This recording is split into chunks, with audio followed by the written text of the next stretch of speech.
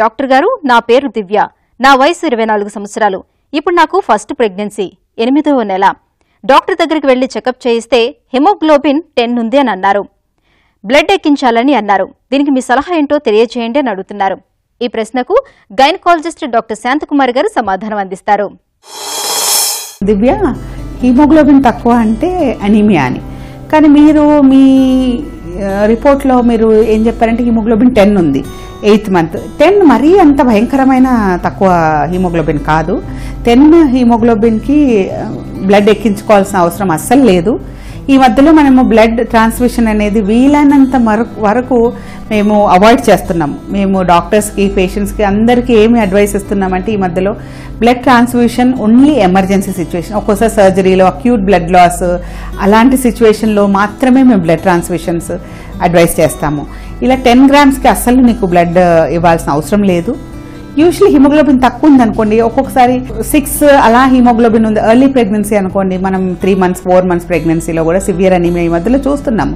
6 grams 7 grams అలాంటి కేసెస్లో కూడా వాళ్ళు మీరు హిమోడైనమిక్లీ స్టేబుల్ అంటే బాగానే ఉంటే వాళ్ళకు కూడా బ్లడ్ అస్సలు ఇవ్వాల్సిన అవసరం లేదు. ఈ మధ్యలో పేరెంటల్ ఐరన్ అంటే ఐరన్ ఇంజెక్షన్స్, అవి చాలా సేఫ్ ఇంజెక్షన్స్ ఈ మధ్యలో ఉన్నాయి మన మార్కెట్లో. సో ఐరన్ ఇంజెక్షన్స్ ఇవ్వడం వల్ల ఈ అనీమియా కరెక్షన్ చాలా ఈజీ అయిపోయింది. సో ఈ పేరెంటల్ ఐరన్ అంటే ఐరన్ ఇంజెక్షన్స్ రావడం, కొత్త లేటెస్ట్ మాలిక్యూల్స్ వచ్చాయి మన మార్కెట్లో. ఇవి తీసుకోవడం వల్ల ఇంతకుముందు ఒక 20 years ముందు ఉన్న రియాక్షన్స్ అవన్నీ లేవు. సో భయపడకుండా ఐరన్ ఇంజెక్షన్స్ తీసుకొని దాంతో ఫోలిక్ యాసిడ్ సప్లిమెంటేషన్ తీసుకుంటే యూజువల్లీ అనీమియా కరెక్ట్ అవుతుంది. సో అనీమియా ఉంటే కనుక దానికి రీజన్ ఏంటి? చాలా మటుకు మన దేశంలో, మన కంట్రీలో మనకు nutrition deficiency, iron deficiency and methylcobalamin deficiency, B12 డెఫిషియన్సీసే ఎక్కువ, ఫోలిక్ యాసిడ్ డెఫిషియన్సీ, ఇవి మనకు కామన్ న్యూట్రిషనల్ డెఫిషియన్సీ అనీమియాసే చాలా కామన్గా చూస్తాం. సో ఇలాంటి కేసెస్లో మనము ఈ ఐరన్ రీప్లేస్మెంట్ అంటే పేరెంటల్ ఐరన్ ఇవ్వచ్చు, మన B12 methylcobalamin supplementation, folic acid supplementation ఇస్తే యూజువల్లీ ఐరన్ పెరిగి అప్పుడు ఎనీమియా కరెక్ట్ అవుతుంది. ఇంకా మనం కామన్గా మనకు కనిపించేది ఏంటంటే వర్మ్ ఇన్ఫెస్టేషన్స్, మనకి హుక్ వర్మ్ అలాంటి వర్మ్ ఇన్ఫెక్షన్స్ కూడా చాలా కనిపిస్తుంటాయి. దానివల్ల కూడా ఎనీమియా మనకు చాలా కనిపిస్తుంది. సో అలాంటి పేషెంట్స్లో ఈ యాంటీ వర్మింగ్, డీవర్మింగ్ టాబ్లెట్స్ అవి ఇస్తే అనీమియా కరెక్ట్ అవుతుంది. కొన్ని ప్లేసెస్ మన కంట్రీలో ఏంటంటే ఎండమిక్ ఏరియాస్, ఇప్పుడు నార్త్ ఈస్టర్న్ ఏరియా జోన్ ఉంటుంది, అంటే అస్సాం, సిలిగురి, అటువైపు నాగాలాండ్, ఆ ఏరియాస్లో యూజువల్లీ మనకు ఎండమిక్ ఇన్ఫెక్షన్స్, మలేరియా అలాంటి ఇన్ఫెక్షన్స్ కూడా వల్ల ఈ అనీమియా చాలా కనిపిస్తుంది. ట్యూబర్క్లోసిస్ అలాంటి సమ్ ఇన్ఫెక్షన్స్ కూడా అనీమియాకు కాజ్ అని మనకి ఈ మధ్యలో స్టాటిస్టిక్స్లో తెలిసింది.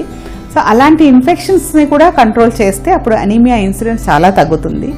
సో మనం జనరల్గా విమెన్కి ఏం అడ్వైస్ చేస్తామంటే ప్రెగ్నెన్సీ వచ్చే వరకు హిమోగ్లోబిన్ తక్కువనే ఉంచుకోవడం మంచిది కాదు. Usually girls adolescent age group 12-13 years నుంచే మనము అమ్మాయిలకు కరెక్ట్గా హిమోగ్లోబిన్ ఒకసారి చెక్ చేసి, ఒకవేళ హిమోగ్లోబిన్ తక్కువ ఉంటే అప్పుడే మనం ఐరన్ సప్లిమెంటేషన్, మామూలుగా తక్కువ ఉంటే ఓరల్ ఐరన్ కూడా ఇవ్వచ్చు, దాంతో హిమోగ్లోబిన్ కరెక్ట్ చేయొచ్చు.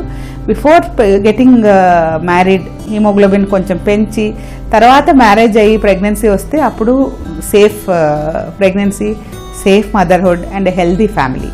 So that is what we advice. ఎవరైనా పెళ్ళి అది చేసే ముందు 6 నెలల ముందే ఇన్వెస్టిగేషన్స్ అన్నీ చేసి అమ్మాయిలకు హిమోగ్లోబిన్ అలాంటివి ఏమైనా డెఫిషియన్సీస్ ఉంటే కరెక్ట్ చేసి తర్వాత మ్యారేజ్ చేయడం ఎంతైనా మంచిది.